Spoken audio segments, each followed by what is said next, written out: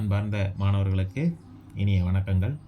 இன்றைக்கி நம்ம என்ன பார்க்க போகிறோம் அப்படின்னா, அரையாண்டு தேர்வு 2024 தஞ்சாவூர் மாவட்டத்தில் நடந்து முடிஞ்ச கணித பாடத்திற்கான ஒரு மதிப்பெண் வினாவிற்கு விளக்கமான விடைக்குறிப்பை பார்க்க போகிறோம். ஏன் சார் ஒரு மதிப்பெண் வினாவுக்கெலாம் விளக்கமான விடைக்குறிப்பு பார்க்கணுமா அப்படின்னு பார்த்தீங்கன்னா, நிச்சயம் பார்த்தே ஆகணும். ஏன் அப்படின்னா, வர ஜனவரி மாதம் நடக்க போகிற Tamil Nadu chief minister talent search examination அப்படிங்கிற இந்த திறனாய்வு தேர்வில் மொத்தம் 2 பேப்பர் இருக்குது. Paper 1, paper 2. பேப்பர் 1ல் 60 மேக்ஸ் கொஸ்டின் வரும். பேப்பர் 2ல் 30 சயின்ஸு ப்ளஸ் 30 சோஷியல் சயின்ஸ் வரும். ஸோ உங்களுக்கு அந்த ஸ்காலர்ஷிப் எக்ஸாமில் ரொம்ப அதிகமான மேஜர் பார்ட் எது இருக்குது அப்படின்னா இந்த மேக்ஸ் தான் இருக்குது. ஸோ அப்போ மேக்ஸில் இருக்கக்கூடிய கேள்வியெல்லாம் புக்குக்கு பின்னாடி இருக்க கொஸ்டின் தான் வருமானு கேட்டிங்கன்னா கண்டிப்பாக வர்றதுக்கு வாய்ப்பு ரொம்ப கம்மி தான். அப்போ நமக்கு என்ன பண்ணணும், எப்படிப்பட்ட கேள்வி வந்தாலும் நம்ம மேக்ஸில் 60 கேள்வியும் நம்ம ஆன்சர் பண்ணுறதுக்கு நம்ம தயாராகணும். அதுக்கு நீங்கள் இந்த மாதிரி கொஸ்டின் பேப்பரில் இருக்கக்கூடிய எல்லா ஒன் வேர்டு கொஸ்டின்ஸ் எல்லாருக்கும் டீட்டெயில்டு ஆன்சர் எப்படி வந்துச்சு நீங்கள் ஒர்க் அவுட் பண்ணி பார்த்தீங்கன்னா கண்டிப்பாக அது உங்களுக்கு அந்த எக்ஸாமுக்கு ஹெல்ப்ஃபுல்லாக இருக்கும். சரிங்களா? ரைட், இப்போ நம்ம பார்க்கலாம். ஃபர்ஸ்ட் கொஸ்டின், a + 2, 4 மற்றும் 5, 2a + b ஆகிய வரிசை ஜோடிகள் சமம் எனில் a, b என்பது. ஓகேங்களா? ஸோ அப்போ இந்த வரிசை ஜோடி சமம்னு சொல்லியிருக்காங்க. இப்படி 2 வரிசை ஜோடி சமம் அப்படின்னா இதில் இருக்கக்கூடிய முதல் உறுப்பும் சமம். அதை ரெண்டையும் சமப்படுத்தலாம். a + 2 = 5. a தெரியாது, கண்டுபிடிக்கணும். லாக் பண்ணிக்கிறேன். +2 அங்கிட்டு போனால் -2. a = 5 - 2, a = 3. ஸோ ஏவோட மதிப்பு 3 தெரிஞ்சிருச்சு. இந்த ஆப்ஷனில் எதில் 3ல் ஆரம்பிக்குதுன்னு பாருங்கள். இதுதான் 3ல் ஆரம்பிக்குது. ஸோ இதுதான் ரைட் ஆன்சர். பட் இருந்தாலும் பியை ஒரு தடவை செக் பண்ணிக்கலாம். 4 = 2a + b. So 2a lock பண்ணிக்கிறேன். 4 = 2. ஏவோட மதிப்பு ஏற்கனவே தெரியும், 3 + b. 4 = 6 + b. இப்போ பியை லாக் பண்ணிக்கிறேன். +6 அங்கிட்டு போனால் -6. 4 - 6 = b. b = -2. சரிங்களா? ஸோ உங்களுக்கு ஆன்சர் இது 3ல் ஆரம்பிக்கிற இது 1 தான்ங்கனால இது நீங்கள் ஆன்சராக டேரெக்டாக குறிச்சிடலாம். இது உங்களுக்கு டைமையும் சேவ் பண்ணி கொடுக்கும். ஓகேங்களா? ரைட், இப்போ செகண்ட் கொஸ்டின். 7^4k கான்குரியன்ட் டேஸ் மட்டு 100. இதுக்கு என்ன அர்த்தம் அப்படின்னு பார்த்தீங்கன்னா, 7^4 மடங்காக இருக்கும் பொழுது அதை 100ஆல் வகுக்கும் பொழுது மீதி என்ன கிடைக்கும்? இதுதான் இதுக்கான ஆன்சர். ஸோ நான் இப்போ என்ன பண்ண போகிறேன்னா, 7^4 கேவுக்கு பதிலாக 1ன்னு போட்டுக்கிறேன். 7^4 எவ்வளோ வருதுன்னு பார்க்குறேன். 7^4 எவ்வளோ வருது அப்படின்னா, ஸோ 7^4k கான்குரியன்ட் டேஸ் மட்டும் 100ன்னு இருக்குது. இதுக்கு என்ன அர்த்தம்னு சொன்னேன், 7^4 மடங்கு எது வந்தாலும் அதை 100ஆல் வகுக்கும்போது மீதி என்ன வரும் அப்படிங்கிறதான் இந்த கேள்விக்கான அர்த்தம். இப்போ நான் என்ன பண்ணிக்கிறேன், இந்த கேவுக்கு பதிலாக 1ன்னு போட்டால் 7^4ன்னு வருது. 7^4ஓட மதிப்பு என்ன வருது பாருங்களேன், 2401ன்னு வருது. ஸோ இதை நான் எப்படி எழுதிக்கிறேன்னா, 2400 + 1ன்னு எழுதிக்கிறேன். இந்த 2400ங்கிறத 100ஆல் வகுக்கும்போது நமக்கு முழுசாக அடிபட்டு போய்டும். மீதி என்ன கிடைக்கிது, 1ன்னு கிடைக்கிது. அதே மாதிரி 7^8, ஏன்னா கேவுக்கு பதிலாக 1 போட்டாச்சு, அடுத்த 2 போட்டு பார்க்கணும். கேவுக்கு பதிலாக 2 போட்டால் 2 8. 7 8 தடவை போட்டு பெருக்கும்பொழுது என்ன வருது பாருங்கள், 57,64,801 வருது. இதை நம்ம எப்படி பிரித்து எழுதலாம்னா, 57,64,800 + 1. இந்த 800ன்னு 2 0ல் முடியும் பொழுது கண்டிப்பாக இது 100ஆல் முழுசாக அடிபட்டு போய்டும். மீதி என்ன இருக்குது, 1 கிடைக்கிது. ஸோ அப்போ இதுக்கு விடை வந்து 1. அடுத்தது மூன்றாவது கேள்வி. ஒரு முடிவிலி பெருக்குத்தொடர் வரிசையின் கூடுதல் 12. அதன் முதல் உறுப்பு 8 எனில் அப்பெருக்குத்தொடர் வரிசையின் 4வது உறுப்பு கேட்குறாங்க. முடிவிலி தொடர் அப்படின்னா S∞ அர்த்தம். S∞ மதிப்பு எவ்வளோ கொடுத்துருக்காங்க, 12ன்னு கொடுத்துருக்காங்க. முடிவிலி தொடர் வரிசையின் கூடுதல் 12. இப்போ அந்த S∞ பதில் அதுக்கு ஃபார்முலா நமக்கு தெரியும், a/1 - r. a/1 - r = 12. இப்போ அவங்க வேறு என்ன கொடுத்துருக்காங்க, அதன் முதல் உறுப்பு 8. முதல் உறுப்புனா a. அப்போ ஏவோட மதிப்பு 8ன்னு தெரியுது. 8/1 - r = 12. ஓகேங்களா? இப்போ இதை குறுக்க பெருக்கல் பண்ணால் இது 2ஐ இங்கிட்டு பெருக்கிடலாம். பெருக்கும் பொழுது என்ன வரும், 8 = 12 × 1 - r. 12 உள்ளுக்குள்ளே பெருக்கும் பொழுது 12 12 +× -12 × r 12r. ஸோ இப்போ r கண்டுபிடிக்கணும்னால இந்த -12r இங்கிட்டு தள்ளி விட்றேன், இந்த +8 இங்கிட்டு தள்ளி விட்றேன். 12r = 12 - 8. 12r = 12ல் 8 பண்ணால் 4. இப்போ r கண்டுபிடிக்கிறேன். r = 4/12. 1 4 3 12. r = 1/4. 3. நமக்கு r = 1/3 தான் கொடுத்துருக்காங்க. கண்டுபிடிச்சாச்சு. சில பேர் என்ன பண்ணுவீங்க, நமக்கு ஆன்சர் கண்டுபிடிச்சிட்டோம் அப்படின்னு சொல்லிட்டு இதை நீங்கள் டிக் பண்ணிடுவீங்க. ஆனால் அவங்க என்ன கேட்டிருக்காங்க பாருங்கள், 4வது உறுப்பு. இந்த ஆப்ஷன் வச்சதே உங்களை குழப்புறதுக்காக தான் வச்சுருக்காங்க. ஸோ 4வது உறுப்பு கண்டுபிடிக்கிறதுக்கு என்ன ஃபார்முலா அப்படின்னா, இது பெருக்குத்தொடர் வரிசை தான். அப்போ ar⁴. 4வது உறுப்பு எப்படி இருக்கும், ar⁴ இருக்கும். ஏவோட மதிப்பு எத்தனை, 8. r³ அப்படின்னா 1/3 ஹோல் க்யூப்னு அர்த்தம். ஸோ 8 அப்படியே வச்சுக்கலாம். 1 3 தடவை பட்டு பெருக்கலாம் 1, 3 3 தடவை பட்டு பெருக்கும்போது 27. ஸோ 8/27 இதான் ஆன்சர். ஓகேங்களா? அவசரப்பட்டு 1/3 ஆன்சராக கொடுத்துடாதீங்க. இதை உங்களை குழப்புறதுக்காக தான் கொடுத்துருக்காங்க. கொஞ்சம் கவனமாக கேள்வியை படித்து பார்த்துட்டு ஆன்சர் பண்ணுங்கள். அடுத்தது 4வது கேள்வி. x² - 2x - 24 = 0. x² - kx - 6 = 0. இதனுடைய மீப்பெரு பொது வகுத்தி x - 6 எனில் கேயின் மதிப்பு கேட்டிருக்காங்க. அப்போ இந்த கேவுக்கு பதிலாக என்ன நம்பர் போட்டால் இதுக்கும் மீப்போவா x - 6 கிடைக்கும்னு சொல்லியிருக்காங்க. இப்போ நான் முதல்ல காரணிகள் எழுதிக்கிறேன். x² - 2x - 24 எப்படி பிரிக்கலாம் காரணிகளா? 2 12 24, 3 12, சாரி 3 24, அடுத்தது 4 24, மைனஸ்னால plus minus plus minus plus minus. So இங்கே வருது நமக்கு -2. அப்போ இதுதான் ஆன்சர். ஸோ அப்போ எக்ஸு ப்ளஸ் 4 எக்ஸு -6. ஸோ அப்போ x - 6 இதுக்கு வந்துருச்சு. மீப்பெரு பொது வகுத்தி அப்படிங்கிறனால இதுக்கும் ஒரு x - 6 ஒரு காரணியாக வரணும். அப்போ நான் இங்கே என்ன பண்ணியிருக்கேன், 6 பிரிக்கிறேன். ஓர் 6 6 3 6. இந்த ரெண்டில் எது நமக்கு வரணும்னா 6 வரக்கூடியது தான் நமக்கு ஆன்சராக வரணும். ஸோ அப்போ நான் என்ன பண்ணுறேன்னு பாருங்களேன், இங்கே plus minus plus minus -5. So அப்போ நமக்கு இந்த கேவுக்கு பதிலாக என்ன இருக்கணும், 5ங்கிறது இருந்தால் மட்டும்தான் நமக்கு x + 1 x - 6 காரணியாக இருக்க முடியும். அப்படி இருந்தால் தான் x - 6 ஒரு மீப்பெரு பொது வகுத்தியாக இருக்கும். அப்போ கேவோட மதிப்பு 5. அடுத்தது 5வது கேள்வி. கீழ்கண்டவற்றுள் எது y² + 1/y² சமமில்லைன்னு கேட்குறாங்க.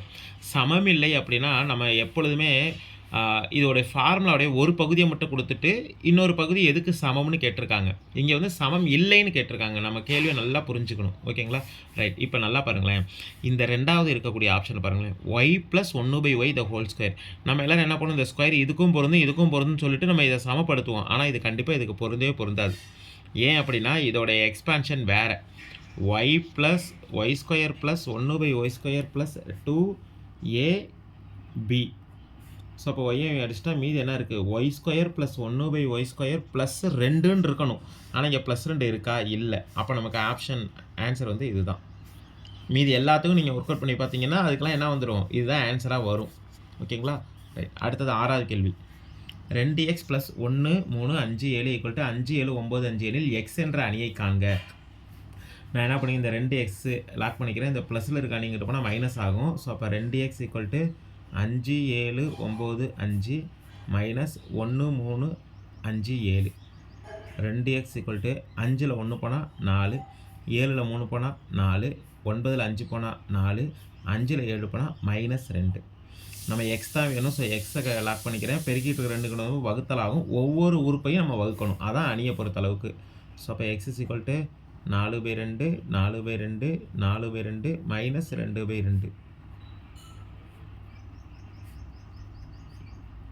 -1. அப்போ எக்ஸ் என்ற அணி என்ன, 2 2 2 -1. இதான் ஆன்சர். அடுத்தது 7வது கேள்வி. படத்தில் உள்ளவாறு ஓவை மையமாக கொண்ட வட்டத்தின் தொடுகோடு PR எனில் கோணம் POQ ஆனது. இதில் இந்த PR அப்படிங்கிறது தொடுகோடுன்னு சொல்லியிருக்காங்க. இதில் நமக்கு இந்த கோணத்தை கண்டுபிடிக்க சொல்கிறாங்க. சரிங்களா? ரைட். இப்போ நல்லா கவனிங்க. இந்த தொடுகோடும் இந்த தொடுகோடு இந்த வட்டத்தை தொடுது பார்த்தீங்களா, இந்த தொடுப்புள்ளி இந்த இடத்துல எத்தனை டிகிரி கோணத்தை உருவாக்கும்னா 90 டிகிரி கோணத்தை உருவாக்கும். அப்போ இதில் ஆல்ரெடி எத்தனை டிகிரி கோணம் வந்துருச்சு, 60 வந்துருச்சு. அப்போ மீதி இருக்க இது எவ்வளோவா இருக்கும், கண்டிப்பாக அது 30 தான் இருக்கும். சரிங்களா? ரைட். இது வட்டத்துக்கு என்னவா அமையுது, ஆரமாக அமையுது. இது ஆரம்னா இதுவும் ஆரம் தான்.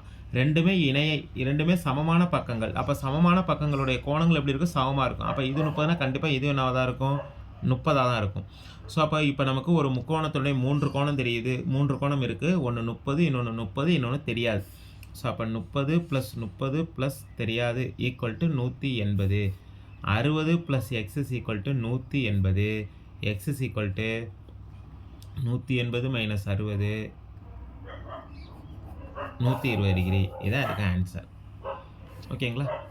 அடுத்தது 1, -4 மற்றும் 2, -3 ஆகிய புள்ளிகளை இணைக்கும் நேர்கோடானது எக்ஸ் அச்சுடன் ஏற்படுத்தும் சாய்வு கோணம். இதுக்கு என்னென்ன ஆப்ஷன்ஸ் கொடுத்துருக்காங்க அப்படின்னு பார்த்தீங்கன்னா, ஆனா 90 டிகிரி, ஆவண்ணா 30 டிகிரி, ஈனா 45 டிகிரி, ஈஎன்னா 0 டிகிரி. சரி, ஈனா 60 டிகிரி. இந்த 4 ஆப்ஷன்ஸ் கொடுத்துருக்காங்க. இப்போ நல்லா கவனிங்க. இங்கே நமக்கு 2 புள்ளி கொடுத்து அது நேர்கோட்டு எக்ஸ் அச்சுடன் ஏற்படுத்தும் சாய்வு கோணம் கேட்குறாங்க. சாய்வு கோணத்தை நீங்கள் இந்த 2 புள்ளியை வச்சுக்கிட்டு கண்டுபிடிக்க முடியாது. ஆனால் இந்த 2 புள்ளியை வச்சுக்கிட்டு சாய்வை கண்டுபிடிக்கலாம். எப்படி சாய்வு கண்டுபிடிக்கலாம்? m = y2 - y1 / x2 - x1. இதான் ஃபார்முலா. இதில் இது x1 y1, இது x2 y2. ஓகேங்களா? ரைட். ஸோ இப்போ அடுத்தது வந்து நம்ம என்ன பண்ணுறோம்? சப்ஸ்டியூட் பண்ணலாம். y2 மதிப்பு எத்தனை? -3. ஃபார்முலாவில் இருக்க ஒரு மைனஸ். y1 -4, ஆல்ரெடி ஒரு மைனஸ் இருக்கனால +4 ஆயிடுச்சு. பை x2 எத்தனை? 2. இது ஃபார்முலா மைனஸ். x1 எத்தனை? +1. ஸோ அப்போ -3 +4. -3 +4 +1 பை 2 - 1 +1. ஸோ அப்போ சாய்வு என்ன வருது? 1ன்னு கிடைக்குது. நமக்கு சாய்வு 1ன்னு கிடைச்சா சாய்வு கோணம் தீட்டா எத்தனை டிகிரியாக இருக்கும்? 45 டிகிரியாக இருக்கும். ஏன்னா tan 45 தான் 1. ஸோ அப்போ தீட்டாவோட வேல்யூ 45. ஆன்சர் இ 45. அடுத்தது 9வது கேள்வி. 7x - 3y + 4 = 0 என்ற நேர்கோட்டிற்கு செங்குத்தாகவும் ஆதிப்புள்ளி வழி செல்லும் நேர்கோட்டின் சமன்பாடு கேட்குறாங்க. நல்லா கவனிங்க. 7x - 3y + 4 = 0. இந்த கோட்டுக்கு செங்குத்தான கோடு எப்படி இருக்கும் அப்படின்னா ரொம்ப ஈஸியாக எழுதலாம். எப்படி எழுதலாம்னா, இந்த ஒய்யில் இருக்க கெழுவை எக்ஸுக்கு எழுதிக்கங்க, எக்ஸில் இருக்க கெழுவை ஒய்க்கு எழுதிக்கங்க, நடுவில் இருக்க குறியை மாற்றி எழுதுங்க. முடிஞ்சிச்சு, அவ்வளோதான். இப்போ எக்ஸ் ஒய்யோட குறி 3 இருக்கா, ஒய்யோட கெழு அதை எக்ஸோட சேர்த்து எழுதுங்க 3x. எக்ஸோட கெழு 7 இருக்கா, அதை ஒய்யோட சேர்த்து எழுதுங்க 7y. நடுவில் இருக்க மைனஸ் குறியை மாற்றி எழுதுனா ப்ளஸ்ஸு. இங்கே ஆதிப்புள்ளி வழியாக போணுச்சுன்னா இந்த இடத்துல என்ன இருக்கும்? மாறிலி வந்து 0வாக இருக்கும். அப்போ 3x + 7y = 0. இதுதான் ஆன்சர். இதுவே இங்கே வேறு ஏதாவது ஒரு புள்ளி கொடுத்தாங்கன்னா அந்த புள்ளி எடுத்து வந்து இங்கே நம்ம எழுதிக்க வேண்டியதுதான். சரிங்களா? அவ்வளோதான் ஆன்சர். 3x + 7y = 0. அடுத்து 10வது கேள்வி. sin θ = cos θ எனில் 2 tan square θ + sin square θ - 1 இன் மதிப்பு கேட்டிருக்காங்க. இப்போ நமக்கு இந்த இடத்துல 2 கான்செப்ட் புரியணும். sin θவும் cos θவும் எந்த கோணத்தினுடைய மதிப்புகள் ரெண்டும் சமமாக இருக்கும்னா 45 டிகிரி. θ 45 தான் இந்த இடத்துல அர்த்தம். ஏன்னா அப்போ தான் சைனோட மதிப்பு காசோட மதிப்பு சமமாக இருக்கும். sin 45 1/√2, cos 45 1/√2. சரிங்களா? அப்போ நமக்கு இந்த எந்த இடத்துல கோணம் 2 சமமாக இருக்க போது 45 டிகிரியாக இருக்குது. அப்போ தான் அப்போ இந்த தீட்டாங்கிறது பதிலாக 45 சப்ஸ்டிட் பண்ணணும். அவ்வளோதான். அப்போ 2 tan square 45 plus sin square 45 -1. 2 tan 45 1, அதை ஸ்கொயர் பண்ணால் 1 தான் வரும். ப்ளஸ் sin 45 1/√2, அதை ஸ்கொயர் பண்ணுற -1. 1 ஸ்கொயர் பண்ணும்போது 1, ஓரன் 2 ப்ளஸ் 1/√2 ஸ்கொயர் பண்ணால் வெறும் 2 -1. 2 -1 என்ன வரும்? 1 ப்ளஸ் 1/2. கலப்பின தகவல் ஓரன் 2, 2 1 3/2. ஸோ ஆன்சர் இஸ் ஆவன்னா 3/2. அடுத்தது 11வது கேள்வி.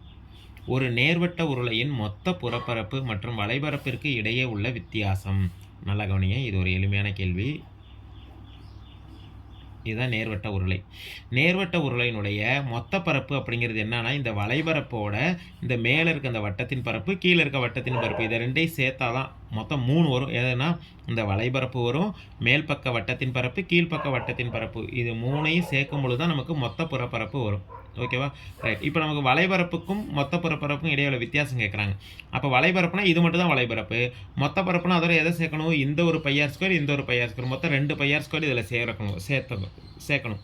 அப்போ 2க்குள்ள வித்தியாசம் எத்தனை πr²? 2 πr² தான் இதுக்கு ஆன்சர். ஸோ மொத்த பரப்புனா வளைபரப்பு, மேல் பக்க வட்டத்தின் பரப்பு, கீழ்ப்பக்க வட்டத்தின் பரப்பு, இதுதான் மொத்த பரப்பு. வளைபரப்புனா வெறும் இந்த வளைபரப்பு மட்டும்தான். அப்போ 2க்கு என்ன வித்தியாசமாக இருக்குது? மேலே இருக்கிறது 2ம் மேலேயும் கீழே இருக்கக்கூடிய வட்டத்தின் பரப்பு தான் வித்தியாசமாக இருக்குது. ஸோ இப்போ 2 πr². அடுத்தது 12வது கேள்வி.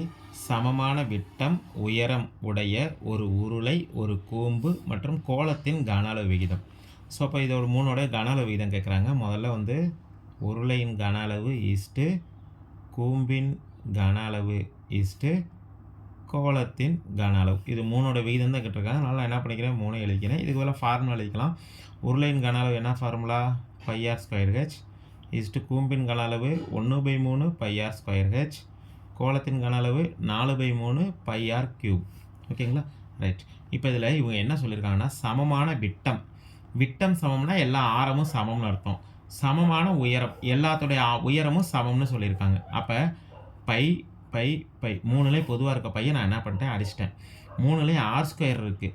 இதை அடிச்சிட்டேன். இந்த r²ல் r² அடிச்சிட்டா மீதி அந்த ஒரு r இருக்குது. இப்போ மீதி என்னென்ன இருக்குது பாருங்கள், h = 1/3 h = 4/3 r அப்படின்ட்டு இருக்குது. சரிங்களா, ரைட். இப்போ நான் என்ன பண்ணுறேன், இந்த 4/3 r இருக்குது பார்த்தீங்களா, இந்த 4r அப்படிங்கிறத நான் எப்படி பிரித்து எழுதிக்கிறேன் அப்படின்னா 2/3 2rன்னு எழுதிக்கிறேன். ஓகேவா, இது எதனுடைய அளவுகள், கோளத்தின் கன அளவு. ஒரு சின்ன படம் ஒன்று போடுறேன். இது கோளம், கோளத்தினுடைய இது வந்து ஆரம், இது ஒரு ஆரம். அப்போ இதுவும் ஒரு ஆரம், இதுவும் ஒரு ஆரம். இந்த படத்தை வச்சு உங்களுக்கு என்ன தெரியுதுன்னா, கோளத்தினுடைய விட்டமானது அதன் உயரத்திற்கு சமம். இது ஒரு முக்கியமான கான்செப்ட். எல்லா கோளத்தினுடைய விட்டமும் அதனுடைய உயரத்திற்கு சமமாக இருக்கும். அப்போ 2r அப்படிங்கிறதுக்கு பதிலாக நான் என்ன பண்ணிக்கிறேன், ஹெச்ன்னு எழுதிக்கலாம். இப்போ h = 1/3 h = 2/3 h. இப்போ 3லேயும் h பொதுவாக இருக்கனால 3 ஹெச்சையும் அடித்தாச்சு. பேலன்ஸ் என்னென்ன இருக்குது, 1/1/3 2/3. பின்னத்தில் இருக்கக்கூடாது, ஏன்னா ஆப்ஷன்ஸில் எதுலையுமே பின்னம் இல்லை. அதனால் நான் 3ஆல் ஃபுல்லாக பெருக்கிறேன். பெருக்கும் பொழுது என்னாகும், 3 இங்கே 3ஆல் பெருக்கும்போது இந்த 3 அடிபட்டு போய் மீதி 1 இருக்கும். இங்கே 3ஆல் பெருக்கும்போது இந்த 3 அடிபட்டு போய் மீதி 2 இருக்கும். ஸோ 3:1:2 இதான் ஆன்சர். 13வது கேள்வி, ஒரு தரவின் திட்ட விலக்கமானது 3. ஸோ தரவோட திட்ட விலக்கம் எவ்வளோ கொடுத்துருக்காங்க, 3ன்னு கொடுத்துருக்காங்க. ஒவ்வொரு மதிப்பையும் 5ஆல் பெருக்கினால் கிடைக்கும் புதிய தரவின் விலக்க வர்க்க சராசரி. அவசரப்பட்டு திட்ட விலக்கத்தை கண்டுபிடிச்சிடாதீங்க, அதோடைய விலக்க வர்க்க சராசரி கண்டுபிடிக்கணும். பட் ஆனால் விலக்க வர்க்க சராசரி கண்டுபிடிக்கிறதுக்கு முதல்ல திட்ட விலக்கம் கண்டுபிடிச்சா தான் நம்ம விலக்க வர்க்க சராசரி கண்டுபிடிக்க முடியும். ஸோ அப்போ நல்லா கவனிங்க, ஒரு தரவுடைய திட்ட விலக்கம் 3ன்னு கொடுத்துருக்காங்க. ஒவ்வொரு மதிப்பையும் 5ஆல் பெருக்கினால், ஸோ பெருக்கும் பொழுதும் வகுக்கும் பொழுதும் திட்ட விலக்கம் மாறும். கூட்டும் பொழுதும் கழிக்கும் பொழுதும் திட்ட விலக்கம் மாறாது. ஓகேவா, அப்போ எப்படி சார் மாறும், இங்கே 3 இருக்கா, ஒவ்வொன்றையும் 5ஆல் பெருக்கினாங்களா, புதிய தரவோட திட்ட விலக்கமும் இது 5ஆல் பெருக்கினா முடிஞ்சு போச்சு. ஸோ அப்போ புதிய திட்ட விலக்கம் = 3 5ஆல் பெருக்கினா முடிஞ்சு போச்சு. 3×5 15. நீங்கள் இந்த 15 ஆன்சராக கொடுப்பீங்கன்ட்டு தான் அவங்க ஆப்ஷன்லேயே இதை வச்சுருக்காங்க. ஸோ கவனமாக பார்த்துக்கோங்க. ஆனால் நமக்கு என்ன கண்டுபிடிக்கணும், விலக்க வர்க்க சராசரி கண்டுபிடிக்கணும். விலக்க வர்க்க சராசரினா σ² தான் விலக்க வர்க்க சராசரி. ஸோ அப்போ 15 ஸ்கொயர் பண்ணணும். 15 ஸ்கொயர் பண்ணால் 225. ஸோ ஆன்சர் ஏன்னா 225. அடுத்தது லாஸ்ட் கணக்கு 14. ஆங்கில எழுத்துக்கள் ABCD எட்ஸெட்ரா WXYZ இலிருந்து ஓர் எழுத்து சமவாய்ப்பு முறையில் தேர்வு செய்யப்படுகிறது. அப்போ இதனுடைய NF எத்தனை, 26. ஏன்னா அதிலிருந்து தான் ஒரு வாய்ப்பு, அப்போ மொத்த வாய்ப்பு 26. அந்த எழுத்து எக்ஸுக்கு முந்தைய எழுத்து. நல்லா புரிஞ்சுக்கணும், இந்த இடத்துல தான் ஒரு ட்விஸ்ட் இருக்குது. எக்ஸுக்கு முந்தைய எழுத்துனா எக்ஸுக்கு முன்னாடி இருக்கக்கூடிய இந்த எழுத்துலேருந்து எனக்கு ஒரு எழுத்து கிடைக்கணும்னு கேட்டிருக்காங்க. அப்போ எக்ஸுக்கு முன்னாடி இருக்கக்கூடிய மீதி எத்தனை எழுத்து இருக்குன்னா 23 எழுத்து இருக்கும். ஏன்னா இங்கே 3 எழுத்து போயிருச்சே, எக்ஸுக்கு பிந்தைய எழுத்து 2 இருக்குது. அப்போ எக்ஸ் இது ஒன்று இது ஒன்று இது ஒன்று, மொத்தம் 3 எழுத்து போயிருச்சு. எனக்கு இதுக்கு முன்னாடி இருக்கிற எழுத்துக்களில் தான் ஒரு எழுத்து வேணும். அப்போ எத்தனை, 23 எழுத்தில் எனக்கு ஒரு எழுத்து கிடைக்கணும். ஸோ அப்போ P(a) = N(a)/N(s). N(a) எத்தனை, எனக்கு வாய்ப்புகள் எத்தனை இருக்குது இதில், சாதகமான வாய்ப்பு 23. 23/26. நீங்கள் ஆன்சர் வந்து 23/26. சில பேர் என்ன நினைப்பாங்க, எக்ஸுக்கு முந்தையங்கிற இந்த வார்த்தையை கவனிக்காமல் எக்ஸுக்கு அப்புறம் இருக்கிற இந்த 3 எழுத்தா 3/26ன்னு இதை போட்டுருவாங்க. அதுக்காக இந்த ஆப்ஷனையும் கொடுத்துருக்காங்க. ஸோ அதனால் கொஞ்சம் கவனமாக கேள்வியை ஒரு தடவைக்கு 2 தடவைக்கு மேலே படித்து பார்த்துட்டு ஒர்க் அவுட் பண்ணி பார்த்தீங்கன்னா கண்டிப்பாக நீங்கள் எக்ஸாம்லையும் 14 out of 14 எடுத்துடலாம். Tamil Nadu chief minister talent search எக்ஸாமினேஷன்லையும் 60க்கு கண்டிப்பாக உங்களால் 60 எடுக்க முடியும். ஓகேங்களா, தேங்க்யூ ஸ்டூடெண்ட்ஸ்.